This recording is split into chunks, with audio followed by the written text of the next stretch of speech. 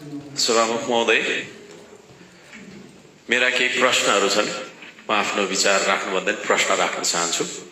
लिपुलेखमा भारतले नाका खोलेर चलाइरहँदा किन मौन छ यो सरकार? किन कूटनैतिक वार्ता गर्न सकेन?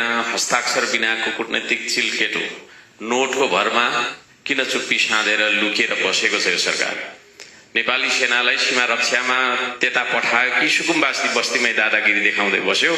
सीमा बनाउन नसक्नु, सीमा बचाउन नसक्नु, तर के अरे सेनाको दुरुपयोग गरेर आफ्नै गरिब जनताको बस्तीमा आतंक फैलाउनुको कारण के हो? त्यसको उत्तर चाहिन्छ हामीलाई। आज देश अभिभावक विहीन बन्न पुगेको छ। हजारौं लाखौं गरिब सुकुम्बासीहरूलाई बेघर बनाएर रुवाउने, आत्महत्या गर्न बाध्य बनाउने सरकार असफल भइसकेको हामीलाई महसुस भएको छ। संविधानको धारा 16 को 1 सम्मानजनक बाँच्ने अधिकार, संविधानको धारा 37 को 1 आवासको अधिकार मौलिक हक उल्लङ्घन गरेको छ यो सरकारले। संविधान मिच्ने सरकारको कुनै औचित्य हुन्छ र? गरिबका भत्किएका बस्ती अनि बिजोग गरी राखिएका होल्डिङ सेन्टर्समा प्रधानमन्त्री जानुभयो कि जानुभएको छैन? कि आफ्नै कार्यालयमा लुकी बस्नु भएको छ? हामी उत्तर चाहन्छौँ। सरकारले आफै विधि थिति मिचेर अध्यादेश ल्यायो। लोकतन्त्रको याद दिलाउनु पर्ने भयो। नागरिक सर्वोच्चतालाई संसदको सर्वोच्चताले स्थापित गर्दछ।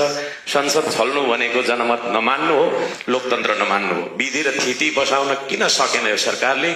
सरकार आफैले लोकतन्त्रलाई किन कमजोर बनाउने दिशामा गयो? सरकार चलाउनेलाई अब अङ्कगणित समेत सिकाउनु पर्ने बाध्यता आयो। सामान्य हिसाब समेत सिकाउनु पर्ने बाध्यता आयो। संवैधानिक परिषद सम्बन्धमा 6 संख्यामा 3 कसरी बहुमत भयो? चौथो वरियतालाई पहिलो देख्ने सरकारलाई 4 पहिले आउँछ कि 1 पहिले आउँछ भनेर सिकाउनु पर्ने भयो। विदेशी ऋण लिनमा विश्व कीर्तिमान राख्ने जस्तो देखिन्छ यो सरकारले।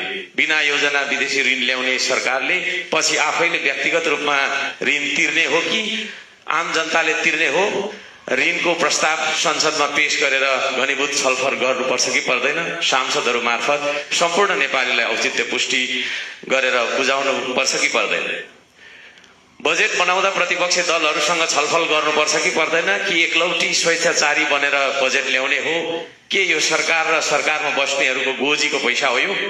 राज्यको ढुकुटी भए प्रतिपक्षसँग सल्लाह गरेर छलफल गरेर सबैतिरका जनताको सेवा सुविधा सम्बोधन गर्ने गरी बजेट बनाउनु पर्ने होइन र? यसपालिको बजेट राष्ट्रिय बजेट हो कि राष्ट्रिय स्वतन्त्र पार्टीको बजेट हो? यो कुराको उत्तर हामीलाई चाहिन्छ। 100 रुपियाँको सामान ल्याउँदा भान्सार तिराउने सरकारले स्वदेशी उत्पादन बढाउने नीति के कस्तो अख्तियार गरेको छ? कि जनतालाई भोकै मार्ने चाल मात्रै हो यो? रातभरि नाकाबाट लागु औषध तस्करी हुन्छ भन्ने खबर आएको छ। त्यतातिर माननीय सदस्य, समय सकिएको छ।